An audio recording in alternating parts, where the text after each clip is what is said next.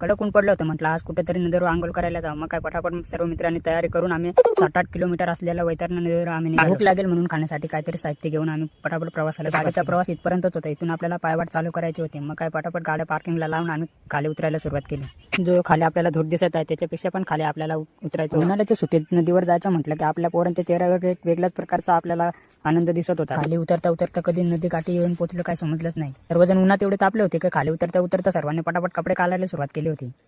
आंघोळ करण्याच्या आधी म्हटलं एक थोडासा थंड्याचा पॅक मारून घेऊ द्या. मग काय सर्वांना थोडा थोडा थंडा वाटून दिला. आपण पण थंडा पिऊन आंघोळ करायला निघालो. पाणी खूप थंड होतं. थरथर कापत होतं सगळेजण आंघोळ करायच्या आधी. तिचा प्रवाह जास्त असल्यामुळे फक्त पाण्यात उडी टाकायची मेहनत होती. आपोआप खाली जात होतं. मग काय सर्वांनी या गोष्टीची मजा घेतली. तर अजून थोडी मजा घेण्यासाठी आम्ही प्लॅन ठरवला की नदीच्या थोड्या वरती जाऊन उड्या टाकू.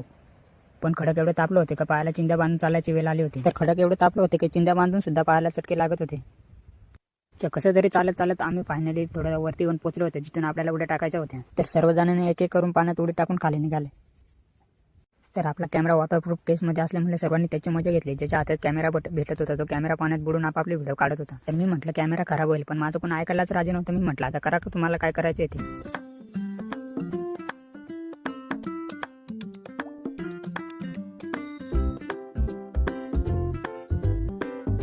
तर पोहून सर्वांना आता भूक लागली होती. आता आणलेला चिवडा खायची वेळ झाली होती. सर्वजण माकडासारखे बसले होते चिवडा खायला.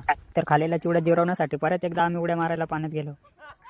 तर पोहून सगळेजण आता थकले होते. आता वेळ झाली होती परत घरी जाण्याची. सगळेजणांनी आपापले कपडे घालून निघाले. तर चढाव एवढा मोठा होता की अर्ध्या रस्त्याला चेहऱ्यावर 12 वाजलेले दिसत होते. तर मी म्हटलं मला कोणतीने उचलून घ्या रे. ते म्हटले माझा जीव मला जड झाला तर तुला कुठून उचलू. तर फायनल आपण जिथे येऊन पोहोचलो होते तिथं आपण गाड्या पार्किंगला लावल्या होत्या. तिथे सर्वांच्या चेहऱ्यावर आनंद दिसत होता, पण येताना सर्वांच्या चेहऱ्यावर 12 वाजलेले दिसत होते. सर्व कामागिरीत झालेले होते. आंघोळ करून फायदा नाही असं सर्व म्हणत होते. तर उरलेला चिवडा खाऊन परत घरी निघालो.